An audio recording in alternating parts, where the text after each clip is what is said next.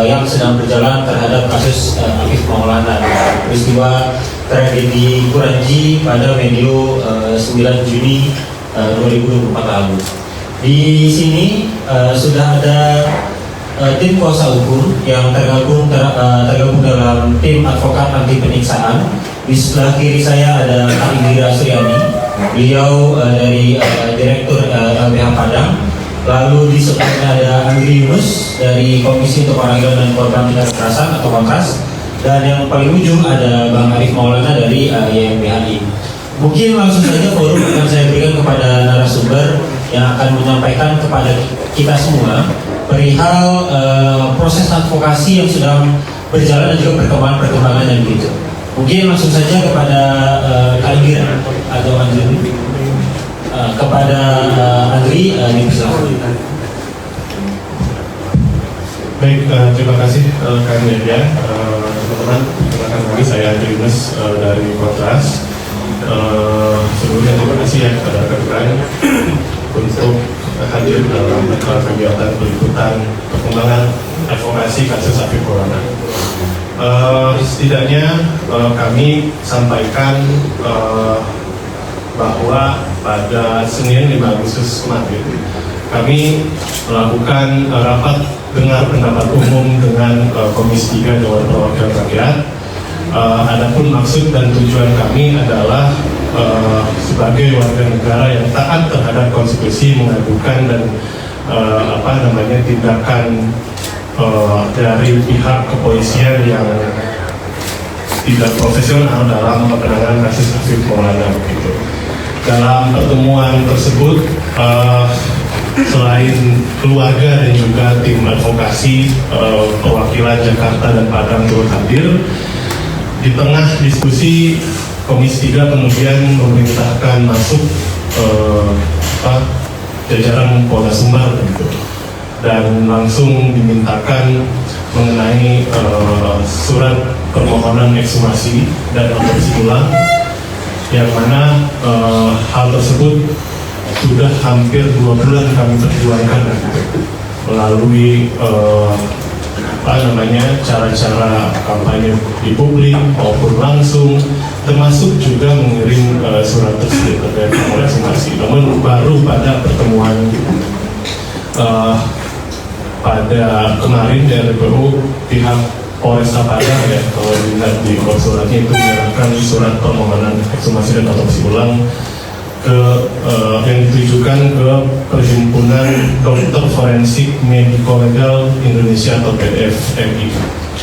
Nah, namun dalam pertemuan kemarin juga yang menjadi titik tekan kami tim advokasi ya, itu tidak hanya terbatas pada proses ekshumasi jenazah Afif, namun juga yang kami tekankan adalah proses hukum atau pertanggungjawaban hukum, baik itu pidana maupun etik, terhadap anggota kepolisian yang diduga melakukan penyiksaan dan kekerasan terhadap 18 orang korban lain.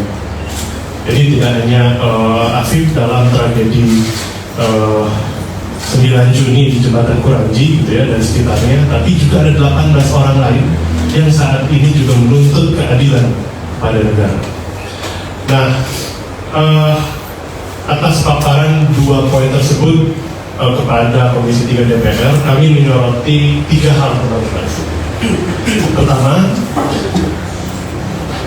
kami memberikan apresiasi atas dorongan dan akselerasi yang dilakukan Komisi 3 untuk memerintahkan jajaran kepolisian segera menerbitkan surat ekshumasi. Namun ada catatan, ketika kami melihat surat permohonan tersebut, itu tidak ada informasi detail mengenai kapan proses ekshumasi tersebut dilakukan. Di satu sisi, diskusi tim advokasi dengan beberapa dokter begitu, jenazah Afif ini dimakamkan pada 10 Juni, dan agar diantisipasi jangan sampai proses otopsi maupun ekshumasi itu dilakukan lebih dari 2 bulan. Artinya kalau menghitung 10 Juni 2024 itu udah tinggal 3 hari lagi menuju tanggal 9 Agustus, tepat 2 bulan jenazah Afif dimakamkan. Nah, itu yang kami soroti dalam surat. Tidak ada informasi detail atau kejelasan waktu kapan ekshumasi akan dilakukan. Kedua, kami juga menyoroti agar proses ekshumasi dari awal sampai dengan akhir artinya hasilnya keluar begitu ya, secara formal, secara tertulis, itu mendorong keterlibatan lembaga negara pengawas eksternal seperti Komnas HAM, Lembaga Perlindungan Saksi dan Korban, hingga Komisi Perlindungan Anak Indonesia untuk turut hadir dari awal sampai akhir, sampai proses ini betul-betul selesai. Lalu komentar kami ketiga, catatan kami yang ketiga terhadap proses AKP kemarin.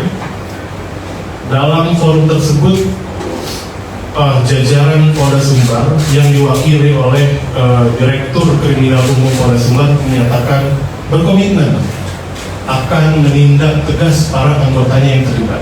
Itu bisa teman-teman cek di berbagai platform pemberitaan, ada statement itu muncul. Nah, yang perlu jadi catatan adalah ini ada 18 korban lain, dan klaim bahwa pihak kepolisian Polda Sumbar sudah melakukan pemeriksaan terhadap sejumlah anggota kepolisian, itu harus diteruskan dan tidak hanya berhenti pada proses peradilan etik, namun juga harus dilanjutkan dalam rangka proses penegakan hukum pidana. Jadi ada pertanggungjawaban hukum terhadap anggota atau terduga pelaku yang melakukan penyiksaan itu. Jangan hanya berhenti di etik. Karena kalau kemudian berhenti di etik, tidak ada penghukuman pidana,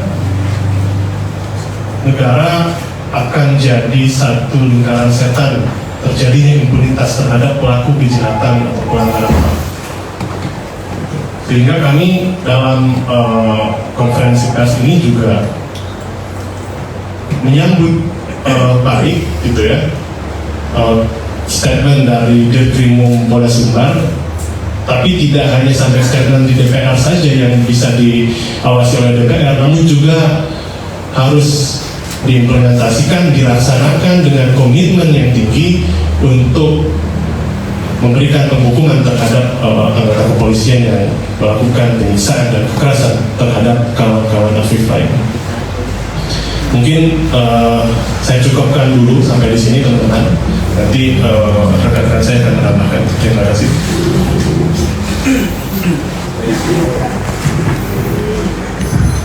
Baik, terima kasih Saudara Andi. Jadi tadi kita sudah diinfokan bagaimana bahwa akhirnya pihak Polda merespon permintaan ekshumasi yang sudah diajukan oleh tim kuasa hukum gitu. Namun memang dalam suratnya itu kami masih menemukan beberapa kejanggalan dan juga kami masih menyoroti beberapa pernyataan disampaikan oleh perwakilan dari Polda Sumatera Barat dalam rapat atau RTPU yang dilaksanakan pada hari Senin lalu begitu.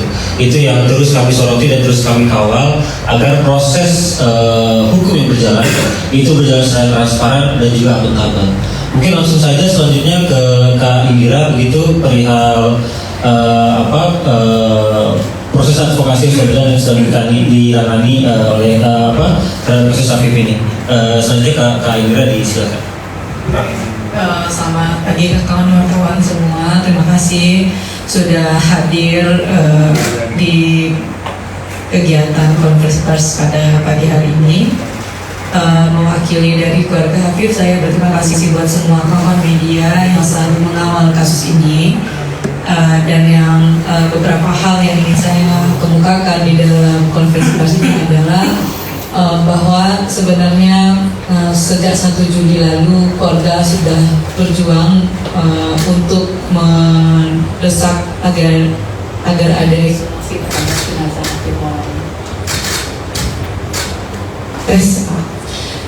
dan ini pertama kali dimunculkan di kantor Komnas HAM, di depan komisioner dan keluarga dimintai persetujuannya apakah bersedia ketika jenazah diekshumasi apa tidak, dan saat itu ada perwakilan ibu, ayah, dan pamannya mengatakan bersedia untuk melakukan ekshumasi demi pengungkapan kebenaran kasus Afif Maulana.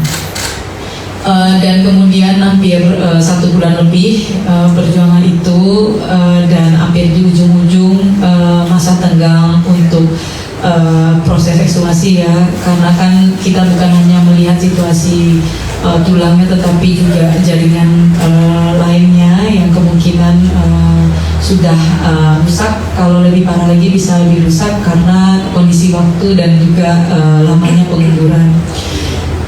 Dan sebenarnya sejak awal dari 12 Juni itu KPHI sudah mendesak sebenarnya melalui surat ke Kapolri untuk melakukan ekshumasi.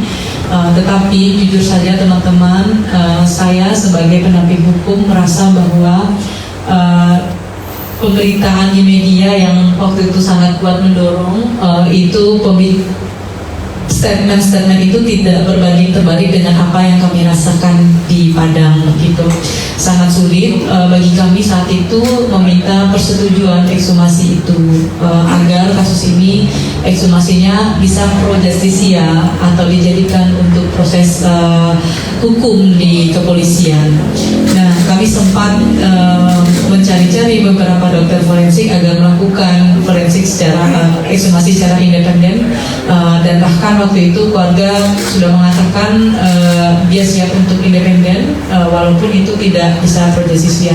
Dan karena alhamdulillah karena RDPU ini kemudian kepolisian bisa memberikan persetujuan itu, dan kami sangat mengharapkan ini segera dilakukan ekshumasi oleh PDRMI, Persatuan Dokter Forensik Republik Indonesia, dan kami sangat mengharapkan beberapa hal, bagaimana kemudian tidak dilibatkan lagi kedokteran yang berafiliasi dengan kepolisian.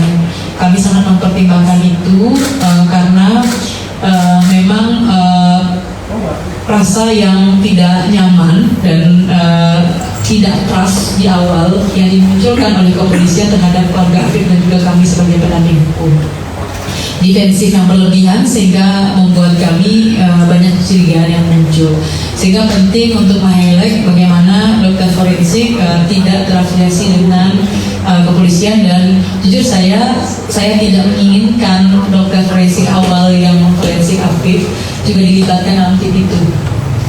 Kita tahu namanya Dokter R, dan ada beberapa hal menurut saya agar ini independen dan sebagainya tidak dilibatkan dokter yang sama dalam proses ekshumasi Afif Maulana ketika otopsi tanggal 10 Juni lalu. Yang kedua yang ingin saya sampaikan juga bagaimana kemudian proses ekshumasi ini melibatkan semua lembaga negara, ada Komnas HAM, ada KPHI, dan ada Komnas Perempuan yang kita kenal dalam KN HAM yang fokus untuk isu penyiksaan, apalagi ini penyiksaan terhadap anak, untuk segera proaktif dan mengambil langkah-langkah tepat dalam proses ekshumasi ini, terutama dalam proses pengawasannya. Dan kemudian beberapa hal yang menurut saya juga penting dalam proses ini adalah dukungan semua pihak agar ini terbuka dan transparan. Itu menjadi penting untuk kita semua agar kemudian hal ini berjalan dalam lingkupan mata publik secara terang benderang. Itu yang kami sangat harapkan. Dan kemudian juga teman-teman semua, saya juga mengumpulkan jangan lupakan 18 orang lainnya. Tragedi Kuranji 9 Juni lalu ada satu anak yang meninggal namanya Afif Maulana, dan ada 18 orang lainnya, 11 orang anak dan 7 orang dewasa, paling tua umurnya 21 tahun juga menjadi korban penyiksaan di kasus tersebut. Dan kita tidak boleh melupakan mereka, dan bahkan kami mendapat informasi ada satu laporan polisi atas nama anak P yang dilaporkan ke kepolisian, tetapi kasusnya masih mandek, dan kami Saya ingin semua pernyataan di media yang dikatakan oleh teman-teman kepolisian, baik itu Kapolda, Kabid Humas, kemarin juga di Reskrim, itu benar-benar diseriusi, jangan hanya di media. Jujur, saya sudah cukup capek sebagai pendamping kasus ini dan berjuang untuk 18 orang lainnya. Apa yang diberitakan di media bukan itu yang kami dapatkan dalam faktanya, teman-teman. Teman-teman harus tahu itu, misalnya kami diminta, oh ya oke, sumasi dan surat persetujuan baru kemarin diberikan begitu. Jadi apa yang diberitakan di media, mohon itu juga yang sampai ke kami, yang juga dikerjakan dalam keadaan realnya gitu. Saya coba katakan ke teman-teman, sejak tanggal 27 Juni itu kami desak Polresta Padang di unit Jatadras, kami main kucing-kucingan dengan polisi untuk pastiin soal persetujuan itu. Bayangkan, kami sebenarnya sudah merasa cukup tenang ya ketika surat-surat itu muncul dari KPAI, dari Komnas HAM dan lain-lain, tetapi itu tidak diseriusi oleh kepolisian. Tetapi ketika teman-teman media bertanya, boleh silahkan, tapi kenyataan kayak gitu yang kami dapatkan. Dan mohon pimpinan-pimpinan yang di atas, Kapolda Sumber, Kapolres dan sebagainya, kalau mengeluarkan segmen di media itu dipantau sampai ke bawah, sampai ke anak buahnya gitu. Karena kan tentu saja sebagai rakyat jelata saya sulit untuk mengakses mereka begitu. Dan ini yang kami rasakan. Dan saya juga mohon kepada penyidik, ini permintaan sederhana dari rakyat biasa seperti saya. Tolong berikan dulu salinan otopsinya dan minta acara otopsinya kepada kami supaya kami bisa mempelajari itu sebelum ekshumasi. Tolong berikan, itu penting sekali buat kami. Sejak 26 Juni 2024 di hari anti penyiksaan kami aksi di depan Polda Sumbar jam 6 sore. Polda Sumbar menjanjikan dua hal kepada kami, salinan otopsi dan salinan CCTV Polsek Kuranji, berikan ke kami segera. Dan saya juga mengatakan bahwa di Reskrim, Bapak di Reskrim yang paling saya hormati, Pak, gampang untuk membersihkan rumah sendiri. Mulailah saat ini membersihkan rumah Bapak sendiri dari polisi-polisi yang melakukan penyiksaan, polisi-polisi yang melakukan pelanggaran HAM dan kejahatan HAM di kasus tragedi Kuranji. Kami tunggu komitmen clear-nya. Dalam 1 minggu tidak kami temukan komitmen jelasnya, tidak ada laporan polisi model A, maka kami sebagai pembela HAM yang akan melaporkan kasus itu ke kepolisian Polda Sumbar. Bersih-bersih penjahat HAM, bukan yang berbaju coklat. Saya pikir seperti itu saja respon saya kembalikan kepada moderator. Baik, terima kasih Kak Indira. Setidaknya dari apa yang disampaikan oleh Kak Indira tadi, kita bisa merangkum 3 poin utama begitu ya. Yang pertama, bahwa sebetulnya dari awal pihak keluarga itu sudah mendesak kepada kepolisian untuk segera melakukan proses ekshumasi. Namun setelah hampir 1 bulan lebih, baru hal tersebut direspon oleh Polda itu pada hari Sabtu lalu. Lalu yang kedua juga, tim kuasa hukum itu mendesak agar pertama, bahwa dokter yang pertama memeriksa atas nama Dr. K tersebut tidak kembali dilibatkan dalam proses ekshumasi yang akan dilakukan. Lalu yang kedua, agar ada pengawasan dari lembaga eksternal negara seperti Komnas HAM, KPAI dan LPSK begitu, ataupun juga dokter forensik independen yang juga dilibatkan dalam proses ekshumasi nanti. Dan yang terakhir mungkin perihal adanya perbedaan atau statement disampaikan oleh pihak kepolisian yang ternyata hal tersebut justru sebetulnya tidak pernah nyata dibuktikan oleh pihak kepolisian sendiri. Itu mungkin poin-poin yang tadi disampaikan oleh Kak Indira. Mungkin terakhir kesempatan akan saya berikan ke Mas Arief Maulana dari YLBHI perihal proses ekshumasi atau pengajuan ekshumasi yang sudah disampaikan oleh tim pendamping hukum. Mungkin langsung saja Mas Arief dipersilahkan.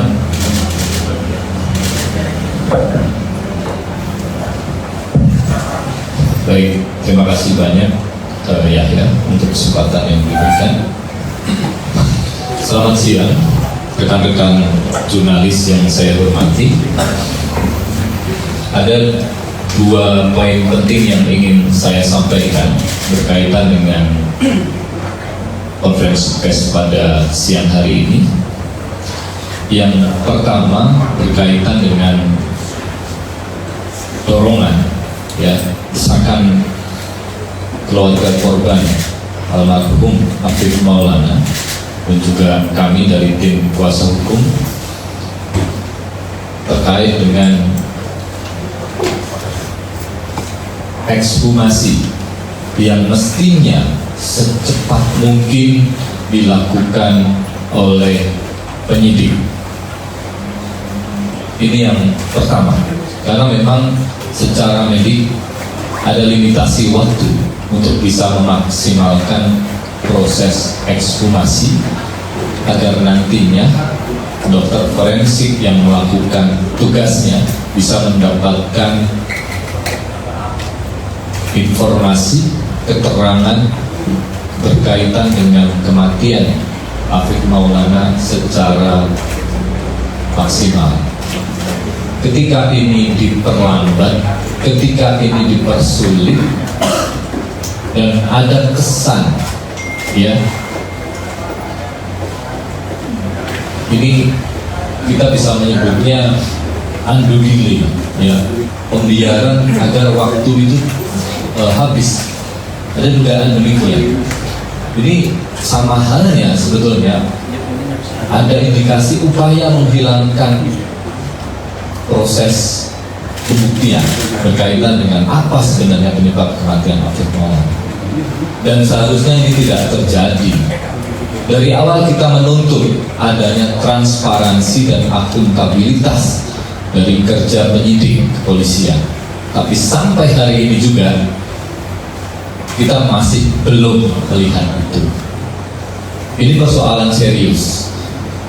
Dan kalau kita coba tengok di 2 Juli, 3 Juli, Kapolri menegaskan akan transparan, ya, dan meminta pelibatan pihak eksternal dalam proses ekshumasi. Itu sudah 1 bulan yang lalu, lebih bahkan, sampai hari ini ekshumasi tidak terjadi. Dan yang lebih memprihatinkan, ada perintah dari Kapolri kepada Bareskrim, Itwasum, ya, termasuk Propam, untuk melakukan proses pemeriksaan terhadap penyidik Polda di Sumbar. Apa hasilnya sampai hari ini? Apakah teman-teman sudah ada yang mendapatkan kabar? Apa hasilnya? Tidak ada hasil. Kita menuntut Kapolri, mana janjinya?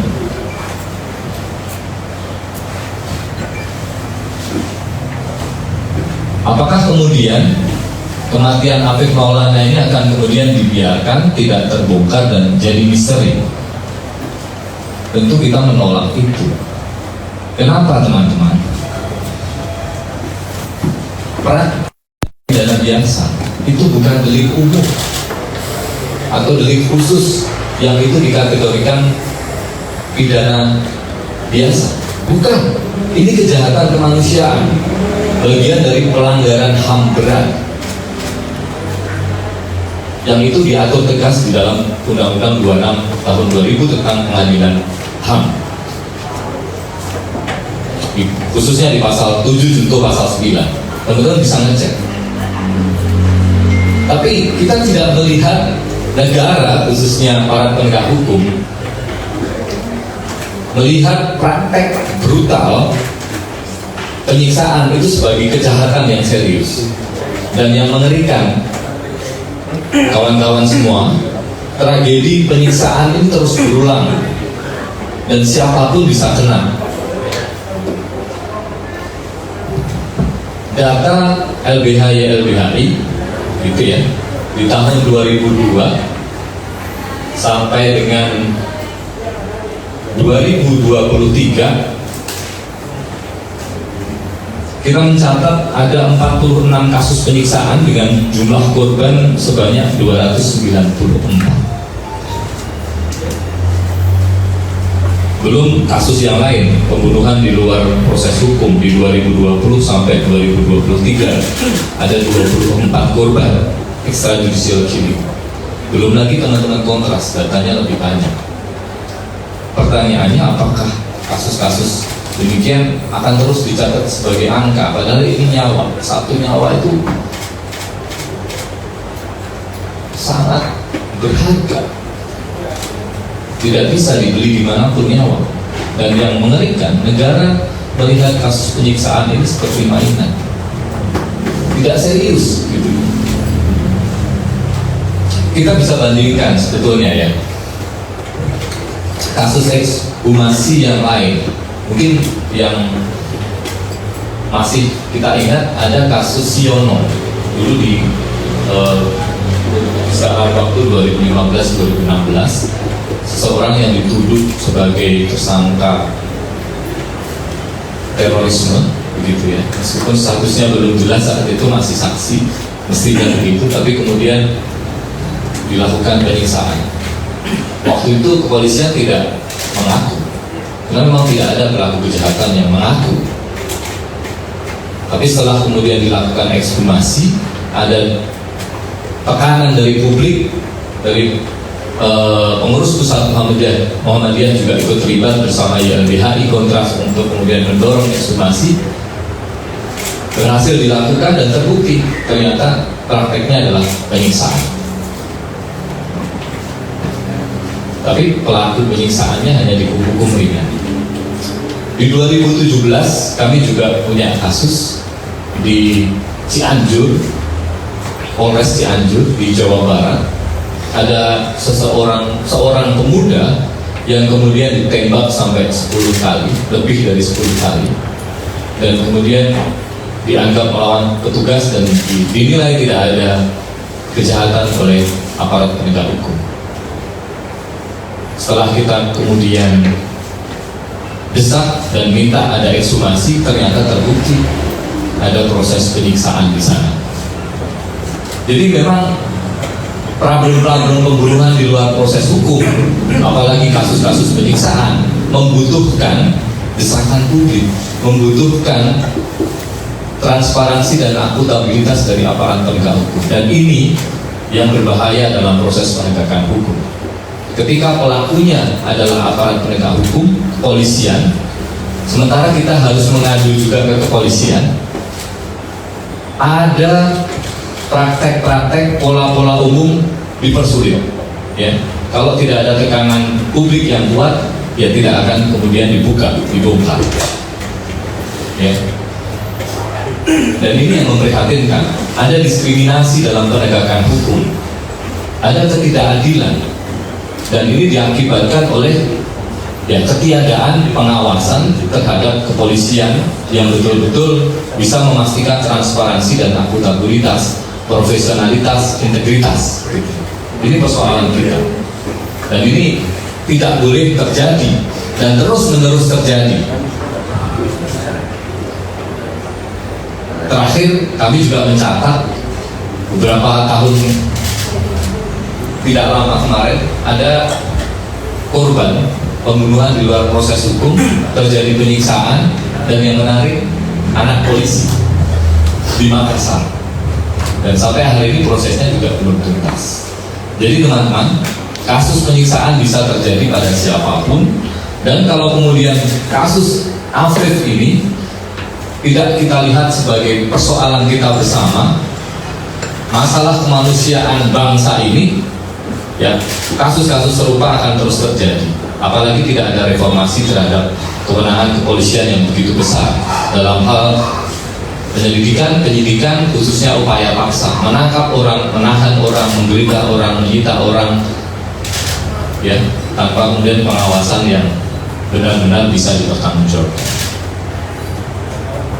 Oleh karenanya, sekali lagi kami menuntut janji Kapolri yang sudah kita catat bersama, kita bisa baca, kita bisa cek di media, untuk kemudian segera melakukan ekshumasi dan memproses kasus ini dengan benar, jujur, adil, sehingga korban betul-betul mendapatkan keadilan. Jangan sampai kemudian yang kita pahami seringkali polisi melindungi polisi, ya, itu terjadi. Tidak boleh ada diskriminasi penegakan hukum. Kita semua sama di depan hukum, dan itu harus ditunjukkan oleh aparat penegak hukum. Itu yang pertama. Yang kedua, teman-teman dari Andri dan juga ini, gitu ya, dari tim kuasa hukum, kami sudah menegaskan bahwa persoalan khususnya kasus Afif Maulana di Sumbar ini bukan hanya kasus Afif, ada korban-korban lainnya, ada 18 orang yang kemudian menjadi korban penyiksaan,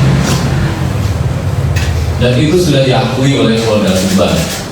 Sudah ada pemeriksaan oleh Kompolnas, disundut rokok, dipukuli, diinjak, ditendang, ditelanjangi, bahkan ada kekerasan seksual. Sekali lagi, itu kejahatan kemanusiaan. Itu bukan tindak pidana biasa.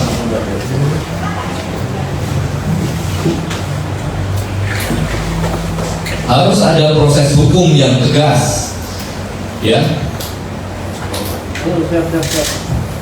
Dan mereka kemudian yang melakukan itu harus mempertanggungjawabkannya di depan hukum. Di dalam KUHP kita memang tidak mengatur penyiksaan, itu kelemahan hukum kita, ya. Yang diatur hanya penganiayaan di pasal 351 sampai 357. Tapi juga ada pasal pejabat yang menyalahgunakan wewenang untuk mendapatkan keterangan sebagaimana pasal 422 KUHP, itu juga diatur. Penganiayaan ketika menyebabkan luka berat sampai dengan meninggal dunia, ancaman hukumannya tinggi, bisa 8 sampai 15 tahun apalagi kalau itu direncanakan. Pasal 422 itu juga kejahatan, tapi tidak cukup mestinya hanya pidana, ya. Bahkan Komnas HAM yang setiap tahun mencatat angka-angka praktek-praktek kejahatan kemanusiaan, khususnya penyiksaan, yang itu sebagian dilaporkan oleh lembaga-lembaga pengawas kontrol dari masyarakat sipil seperti LBHI, Kontras, itu juga jangan tinggal diam. Komnas HAM kemudian harus melakukan penyelidikan praktek penyiksaan yang berulang, sistematik dan meluas sebagai bagian dari kejahatan negara yang harus dihentikan. Tidak boleh ada impunitas, tidak boleh ada diskriminasi penegakan hukum. Siapapun dia, termasuk polisi, ketika melakukan kejahatan, apalagi kejahatan hak asasi manusia, harus diproses hukum secara adil. Segera seret ke pengadilan dan mempertanggungjawabkan perbuatan. Sampai hari ini, apakah kemudian itu sudah dilakukan? Kita menagih janji Kapolri. Kita tunggu komitmen penegak hukum untuk kemudian memberikan contoh. Hukum kemudian harus ditegakkan sama, tidak boleh ada diskriminasi. Saya kira itu. Jangan sampai kemudian ini jadi presiden yang terus berulang dan kembali lagi terjadi di tahun-tahun ke depan. Terakhir, saya kira ya ini menjadi peringatan untuk kita semua. Apakah kita kemudian membiarkan RUU Polri yang menambah kewenangan kepolisian yang begitu besar, tapi dengan kewenangan yang ada saat ini saja, itu bisa mengakibatkan penyalahgunaan wewenang, ya, praktek kesewenang-wenangan yang tidak justru mengakibatkan rakyat menjadi korban, ya. Dan salah satunya adalah apa yang terjadi di tragedi di Sumatera Barat. Saya kira itu saja. Terima kasih banyak. Saya kembalikan ke Yahya dan teman-teman.